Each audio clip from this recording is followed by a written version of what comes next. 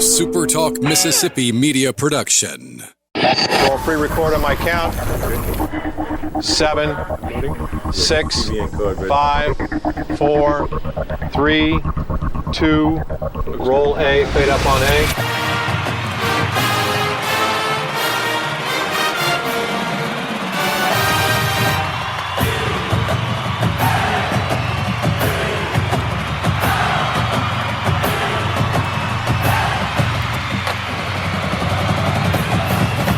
Southern Miss to the top. You're tuned in to the Eagle Hour. Hey, we're happy you are. Happy New Year, everybody. Welcome to 2026, first edition of the SuperTalk Eagle Hour. And we're glad you're with us. We're in the Southern Bancorp studio, and we're glad to have you on board today. Scott Kirk from WDAM TV joining us today. Special kickoff show as we're going to review 2025 and, of course, heading into 2026 here. Opening segment of the show sponsored by Dickey's Barbecue Pit. And proud to have them in the new year with us as we again broadcast from the Southern Bancorp studio. We've got a full studio here today. Kelly, Dima, and Bob, and our guest Scott Kirk from WDAM TV. And Scott, I'm surprised you keep coming back because you look across the studio at Kelly Center. That's what you're going to look like in a few years, and you will have a face for radio. I hope not. That would be terrible. Who raises these kids these days? Total disrespect for their elders. Great way to start the new year.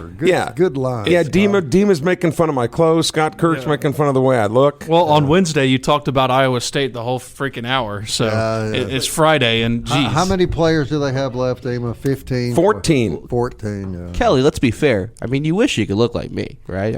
Correct. Oh my! Let me roll up my pant legs here. It's getting deep. See, you're dressing up for the new year too. We really appreciate that. Is this a new look? Oh no!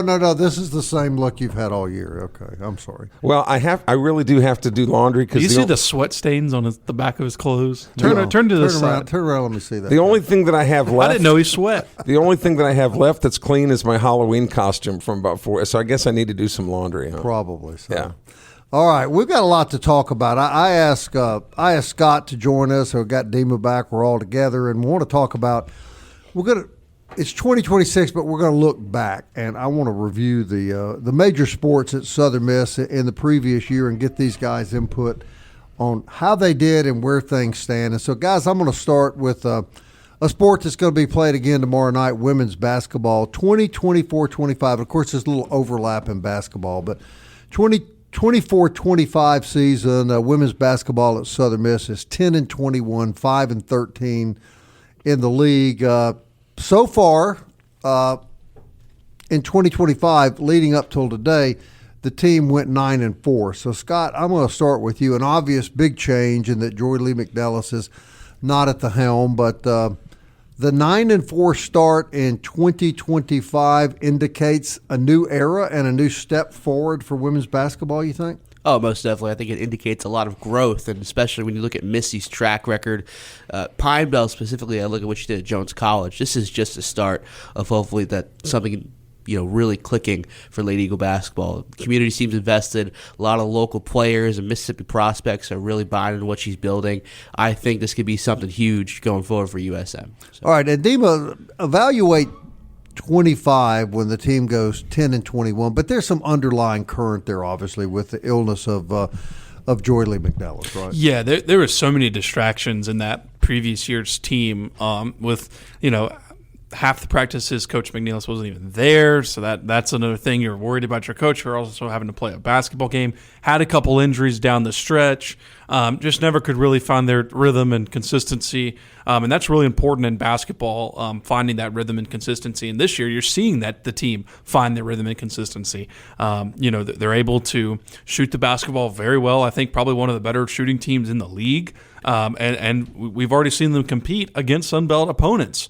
So kind of giving your overall thoughts on how they're going to appear in the league. I mean, it's the sky's the limit for this team. I really like this team. They got good inside play, but then they also have girls on the perimeter who can shoot the basketball. And, of course, we all know what Missy Bilderback, as Scott was saying, brings to the table in her coaching experience and her coaching pedigree. I mean, I'm really excited to see what this team does over the next 9 months when the basketball season rolls along. Well, let's hold our horses a little bit here, guys, because all of their conference games so far have been at home. Sure. Including a fourth one tomorrow against Troy. So let's see how they do on the road. Now, in any league, you want to be able to hold serve at home and then steal some on the road. And we've talked about, I don't care how good or bad you are, it's always difficult to win on the road. So I'll be interested to see once they hit the heart of the schedule on the road that they can. And I think they will be able to, but it remains to be seen. If you're playing every single game at home, that can be a little bit deceptive when you get off to that great start because you're supposed to hold serve at home. Right. Even though teams the last 2 or 3 years haven't necessarily, this team has, but let's see how they do on the road. I think we all agree that with great respect to Joy Lee McNellis, who earned that respect, this is a new dawn and a new opportunity for, growth and development in women's basketball. Let's turn to men, guys. 2024-25, miserable year, 11-22, 5-13. But Dima, as they start out playing in 25, leading up through the holidays, they went 7-7. So I don't know. I think this is an improved basketball team. We'll see.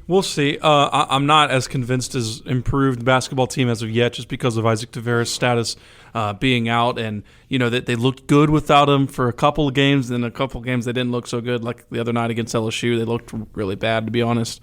We'll see what happens. There's of course.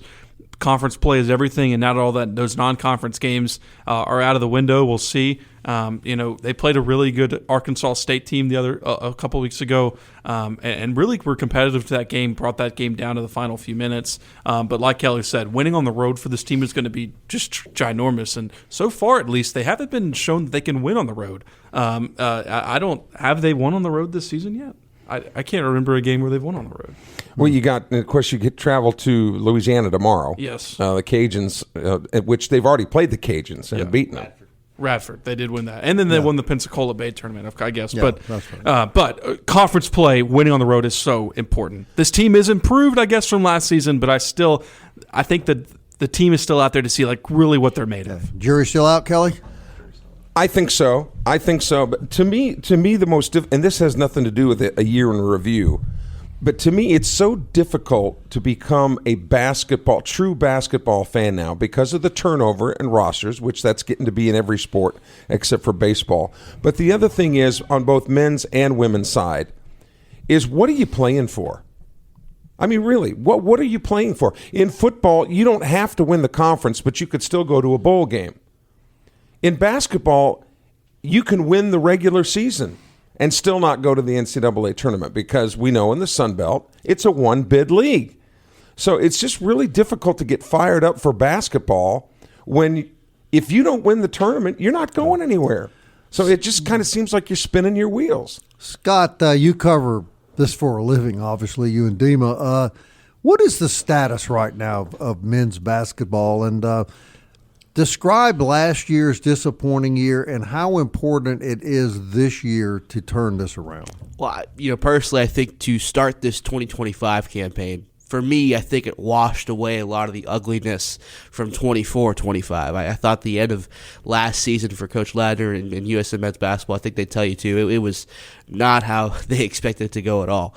A couple locker room issues they had to address, injuries. I don't think the team performed at the level they thought they'd be. I think wiping the slate clean for this season, bringing in a whole new staff, a whole new players, it had to be done. And personally, the first 11, 12 games, they were competitive. That's about all you can ask when you play a schedule like that. They played South Carolina. They played Ole Miss very tough. For a while there, all their losses were fewer by 6 points, right? Mm-hmm. As conference play begins, we got Tavares out, obviously. But all that matters, as Kelly says, and as we all know, is March. But so far, I think this season's kind of wiped away a lot of the ugliness. 1 minute left.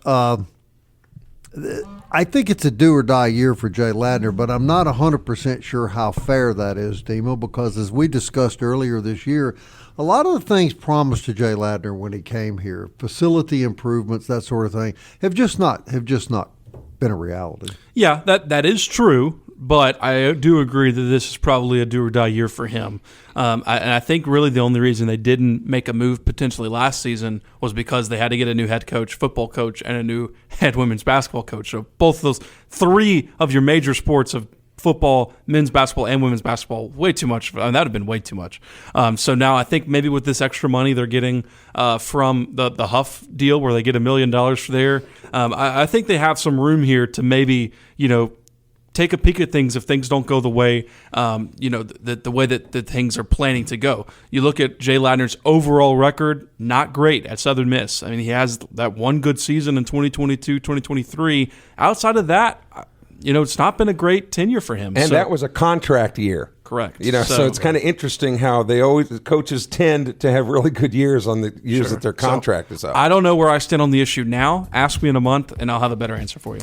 All right, Forest Health reminds you that as we enter a new year, it is really important to take care of your health. You should get an annual physical, eat right, talk to your physician, get on the right track in 2026. Make your health as good as it can be. Forest Health can help you with expert medical care closer to home, foresthealth.org. We'll be right back. Talk football when we do this 2026 kickoff of the SuperTalk Eagle Hour.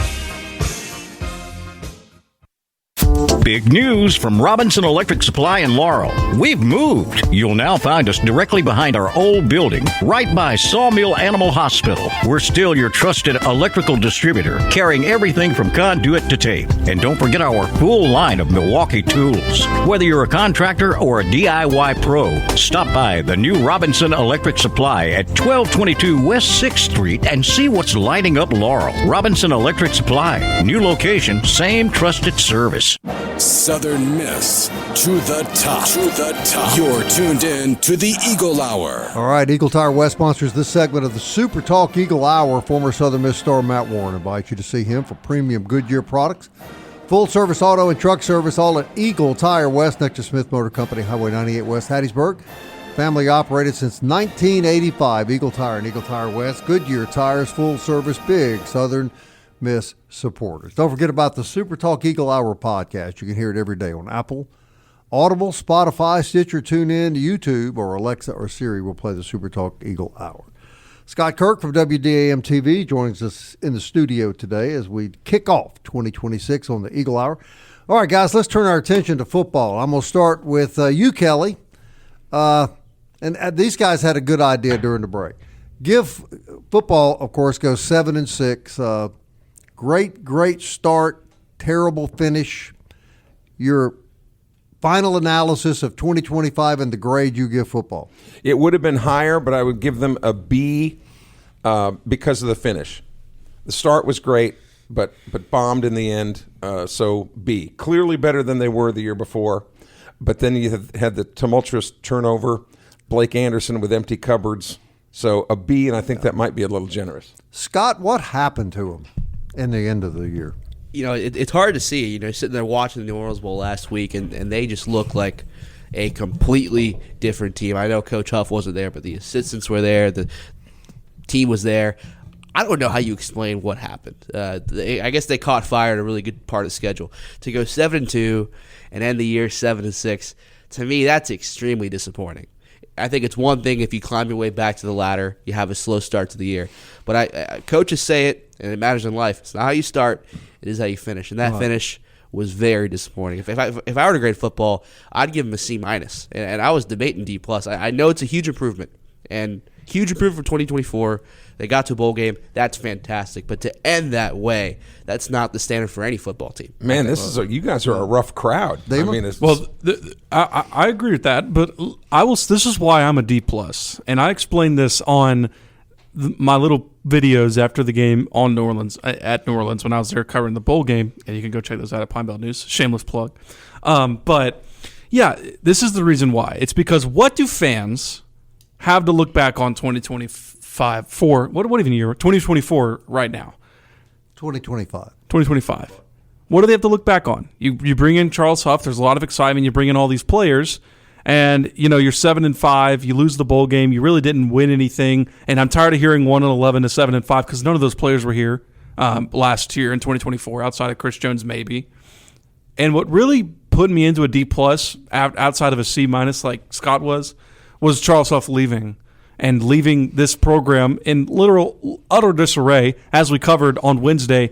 Out of the 22 starters who played in the New Orleans Bowl, only 2 of them as of now are coming back. 2. And that's maybe, with the portal still having 2 weeks to go, maybe 2 back. I mean, what Charles Huff left, and then when he did that press conference in Memphis and called Southern Miss the other place, all of these things, it's just nothing to look back on that really gets you excited. It's like, yeah, great. Y'all remember when we beat ULM at home for homecoming? Yeah, that was good.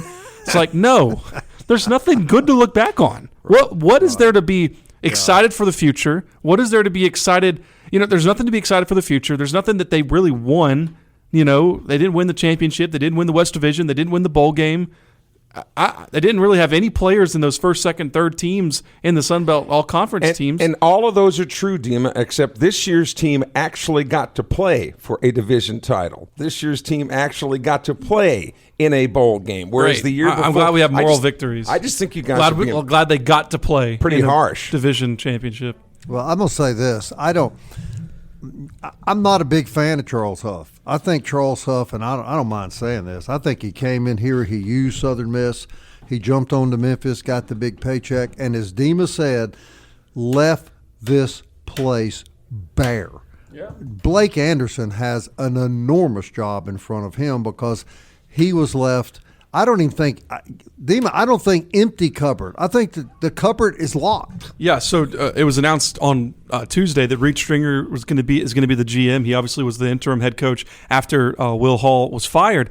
I called him because I knew that he was coming about a week before. I stayed in contact with him, and I called him and I was like, "Hey man, you got a pretty big challenge ahead of him." And he said, "Yeah, we got a big challenge." And I didn't say some words he said, but I mean, coming into this, like we said, you have the 34 seniors out. You have all these players entering the portal. You're talking about maybe an overhaul. If you take 60, I mean, you're talking about 120 player overhaul in this new year. So, Scott, should we be thanking Charles Huff for anything? Well, Bob, I know you say Charles Huff comes in to use Southern Miss, and I think it's fine to use Southern Miss as long as it's used properly, and I think that's the most frustrating part. Correct. I know they played for a Western Division title, but that's the frustrating part. Take a team like Louisiana, right? They climbed back to 6-6, and they played for a bowl game. They were out of contention. Southern Miss had everything in front of them this season.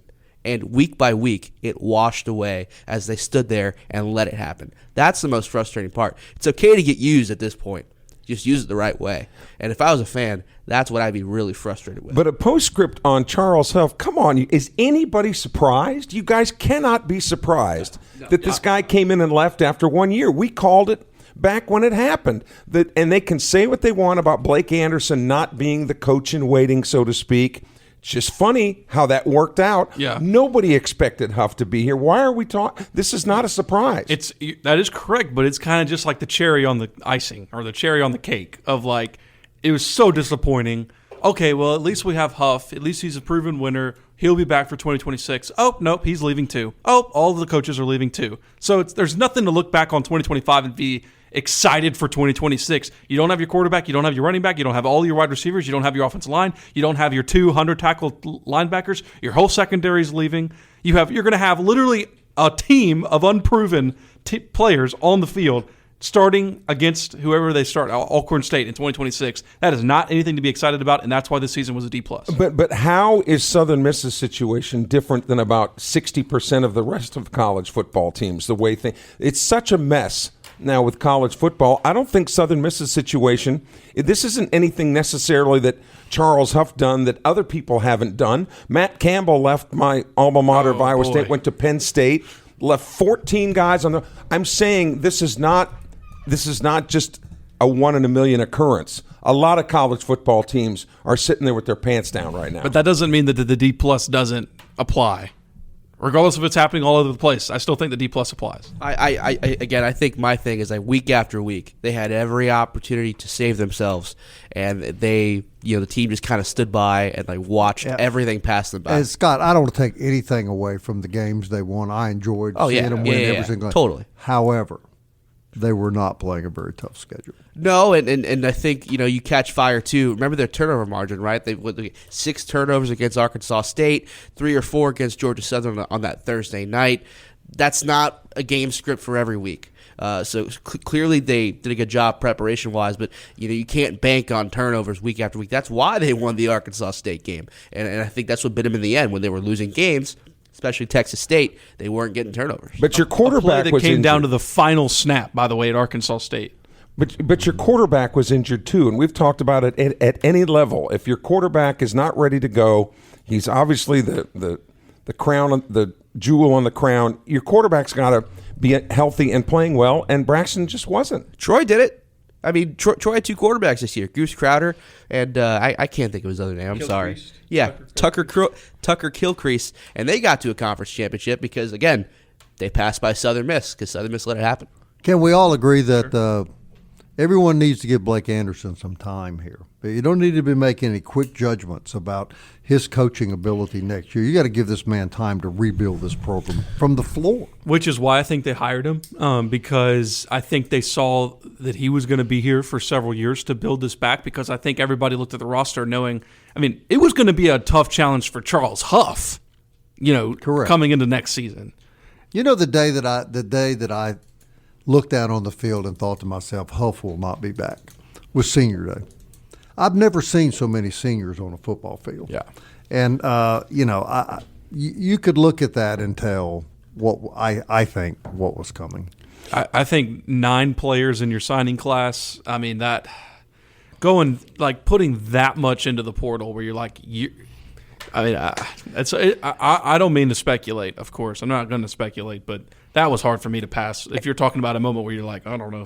And I would argue that if it wasn't Memphis, it was somebody even not up to Memphis's caliber. I think he was gone. I think he was gone either way. I think he'd have taken the first thing that came along. I think you're right. All right, folks, remember now, for home repair, home remodeling, home construction, MCS Home Center is the name for you to remember. Everything you need for your next project. They've got it out in Bellevue. Great local folks. Hank Lott, such a wonderful guy. 7329 Highway 98 West. We really encourage you to do business locally. If you've got a home, lawn, or garden project, MCS Home Center. When we come back on this first show of 2026, we're going to talk about something very positive. Gee, what could that be? Scott Kirk, can you guess what sport that might be? Softball. Baseball? Yes, ding, ding, ding. As CNC Music Factory once said, things that make you go, Southern Miss baseball next. 2025 look back, 2026 look ahead. Stay with us.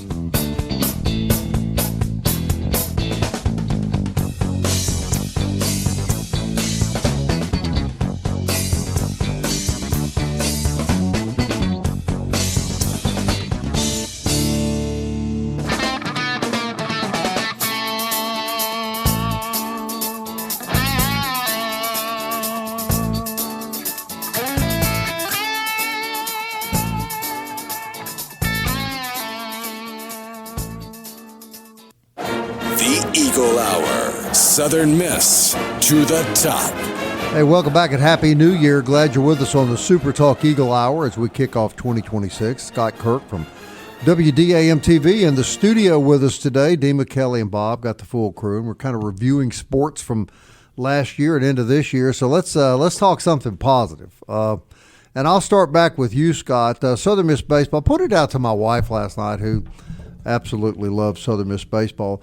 We get so spoiled. It's easy to forget that last year in 2025, this team was 47-16 and 6-3 in the postseason, in the conference tournament and NCAA tournament.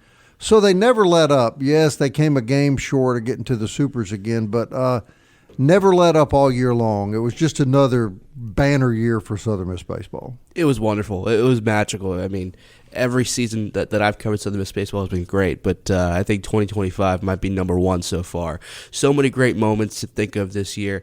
How about the rise of J.B. Middleton, how he became the Friday night ace for the Golden Eagles? Or how about a couple key impacts? Nick Monaster absolutely becoming a monster from about late March onward, the hottest hitter on the planet. Guys like Ben Higdon rising at the end of the campaign and rising for the team. An 18-game winning streak. Guys, fantastic. If we're going to grade this season, though, a lot of great moments, a lot of great wins. Deep in the Sun Belt tournament, you host a regional. That's great. But it's time the program takes the next step. And what is that? Getting to a Super, getting to Omaha. I'm going to give baseball a B+. And I don't mean it in a bad way. I think Oz and everyone listening would agree it's time to get over the hump. A+ is for championships. Fantastic season. But because they're held to a high standard, I'm keeping my expectations high. B+ for 2021. I suspect that the first thing Christian Ostrander thinks about every morning when he gets up is getting to Omaha. And I'm confident, Dima, that in time he will. Give us a grade for 2025 Southern Miss baseball. Yeah, I'll get behind B+. I think there's something to be said that, I think probably end of March, beginning of April, it was kind of a question of whether or not that team was even going to make a regional.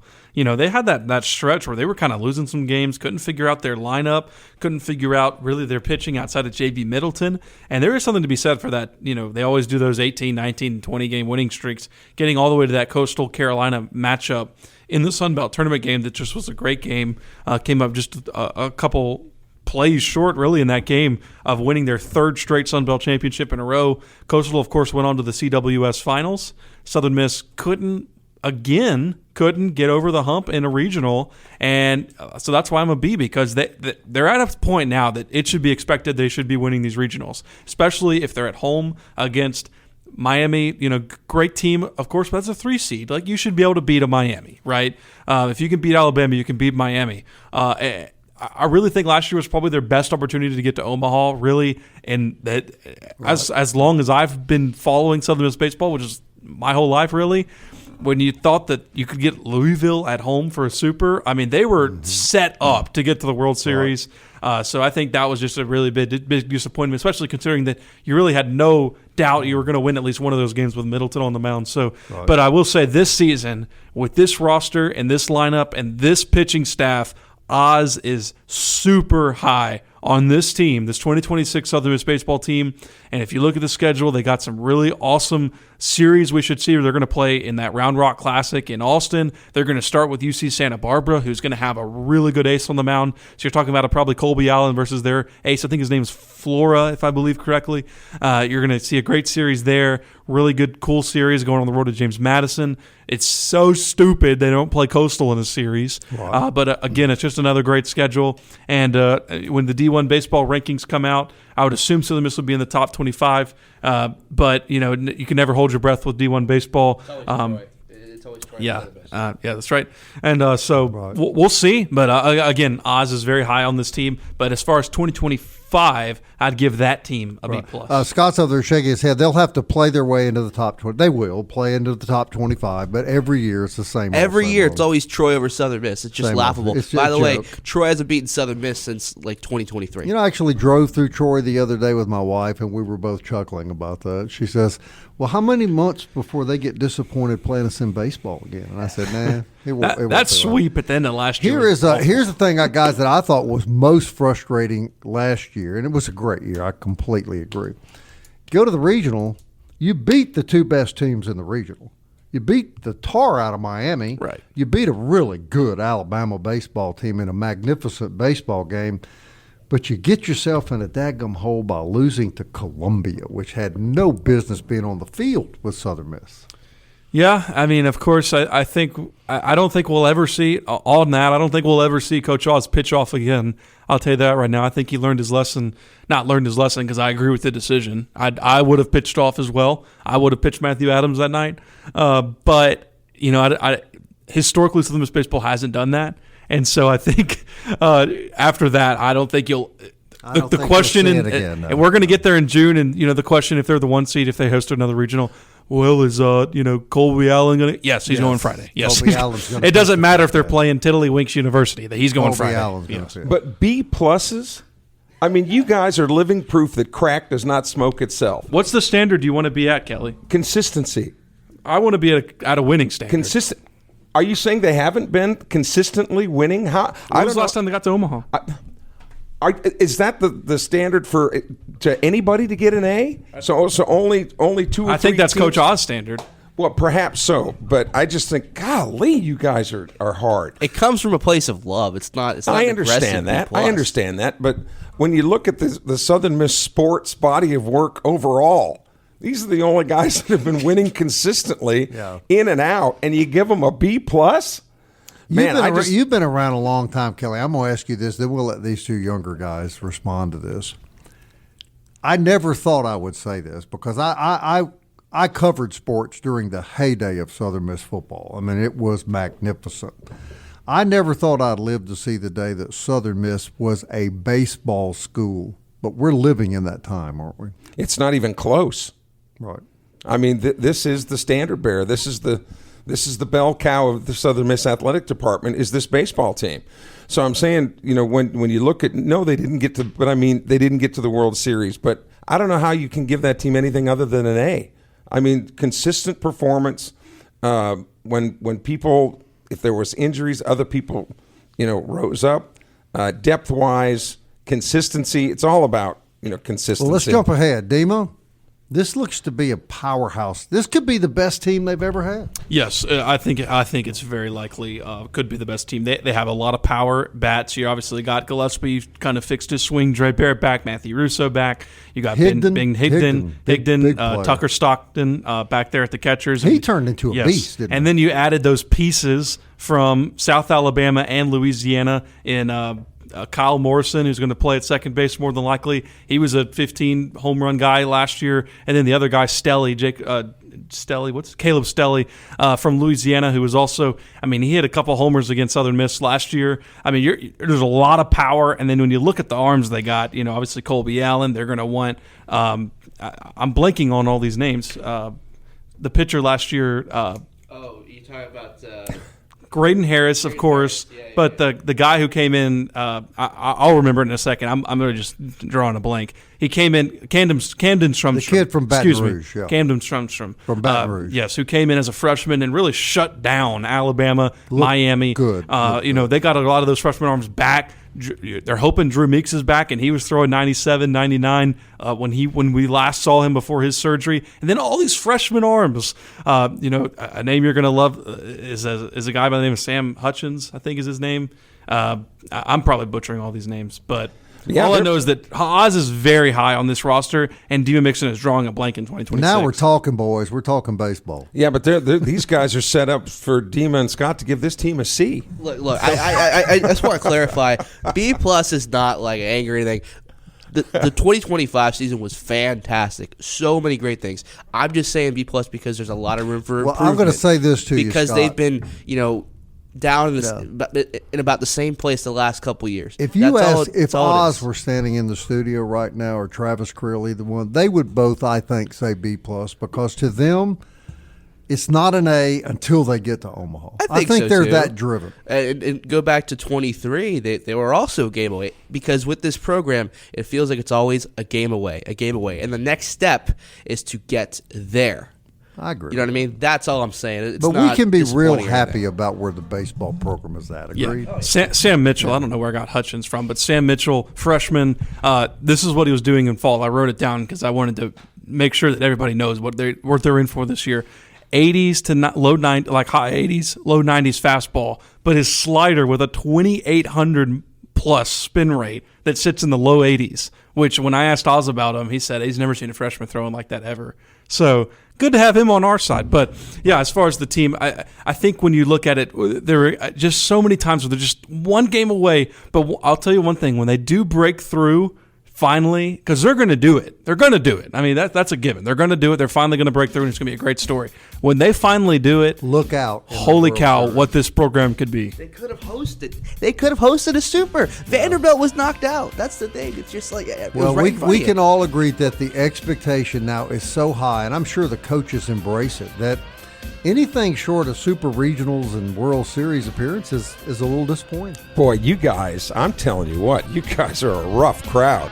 Good heavens. I think Oz agrees with us. It's from a place of love. It's a good B+. It means you got to grow a little bit. You know what I mean? There we go. We'll be right back.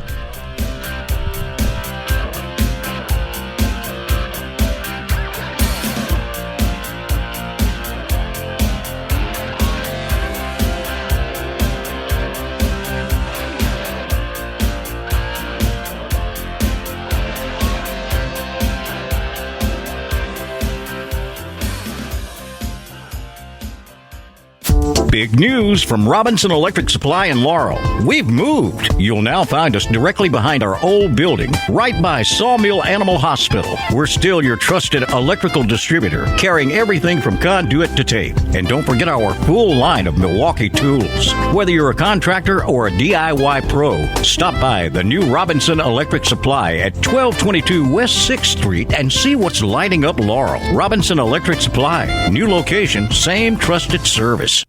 You're tuned in to the Eagle Hour. The Eagle Hour. Southern Miss to the top. I want to thank 4th Street Bar and Grill for sponsoring the 4th segment of the show, and DBAT, who sponsors the 3rd segment every day. And my apologies to our good friends there that I overlooked that. But that's a great place to take your children now to get ready for baseball season, which is just around the corner. DBAT on Hardy Street. Mo Babe and Ye, Genesis of Hattiesburg, we appreciate all of our SuperTalk Eagle Hour sponsors, as well as the sponsors you hear during the commercial breaks. All right, we want to move on to something different, but before we move past what we've been doing, Dima, I want to mention real quickly, and you brought it up in the break, and you're right, we should say kudos.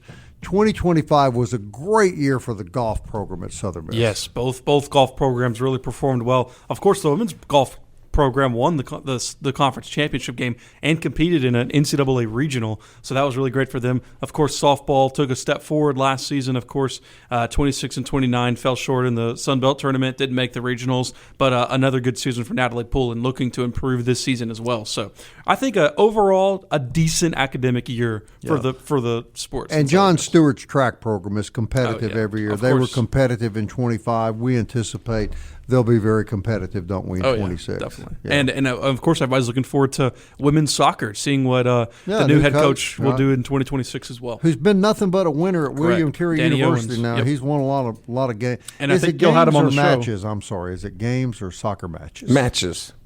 Okay. Yes. Okay. Danny Owens, has been at William Carey for a long time and has taken them to nationals just about every year. Yep. So should be fun. Until they quit playing for ties, I'm just not becoming a fan. But that's just subject for another. I've never understood a sport that plays for ties. NFL. All right, so let's do this.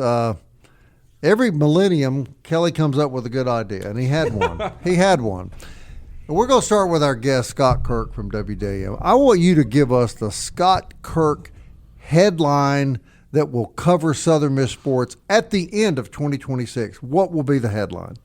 I think one of the headlines you'll see in 2026, I'm going to make a prediction, okay? Ben Higdon wins Sun Belt Baseball Player of the Year. That's what I'm going to go with. I'm going to go with that. I think that's a really key piece for the Golden Eagles to build around. Interesting. He caught fire at the end of last season. He was good. When you look at where he came from, the JUCO ranks, he hit over 400. He had over 25 home runs. Now that he has a lot of at-bats under his belt at the Sun Belt level, projected to be a starter in that outfield, I think that could be, your Slade Wilkes, Carson Pato power type that you build around out in the outfield. Most improved player, I think, last year on the team was Higdon. Urban, too, I thought, too. Yeah, Joey Urban. Very, very great. All right, what's your headline, Dima Mixon? Mine is that the Southern Miss women's basketball team will make the Sun Belt Championship game. You stole my headline. Oh, well.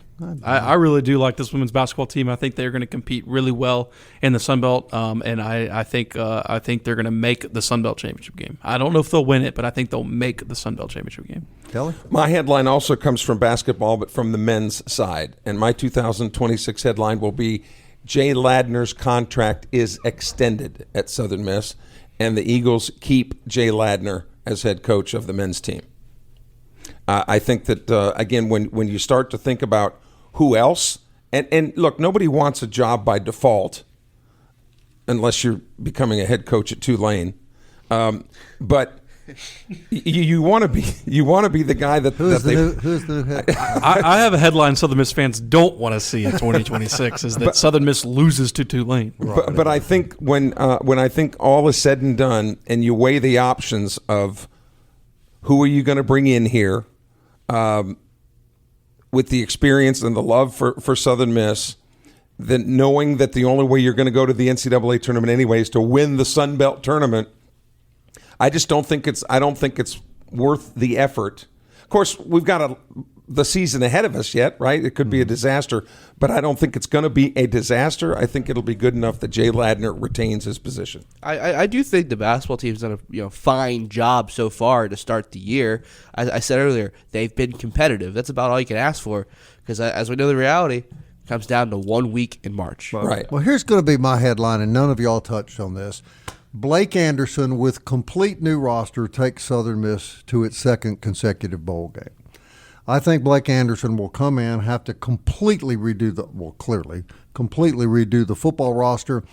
But I think he's a proven guy. I think he's done similar things in the past, and I think the football team will be competitive next year. And I say competitive, 6-7 wins with a complete new roster, I think would be a success, Steve Mixon. Yeah, I think that would be that's probably the goal of next season, is just to make a bowl game. And if they were to do that, I think that would be a wildly successful year considering the roster turnover they're going to have. Now, of the headlines that we all just gave you guys, which one, and no offense taken by anybody, but which headline would be the most far-fetched of the ones that we just gave? I personally think the Ben Higdon one, because I just wonder, with as many bats as they have, if some of the other players are going to take away maybe from Ben Higdon's stats.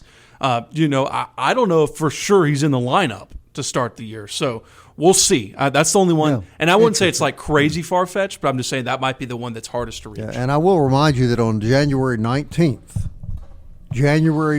first day of practice, baseball practice begins. Yeah. Are the Golden Eagles going to host the Super, Bob? I think so, yes. I think so. That's not far-fetched at all. I certainly think they have the talent to do so, yes. But as Oz would tell you, there's a lot of baseball to play, right?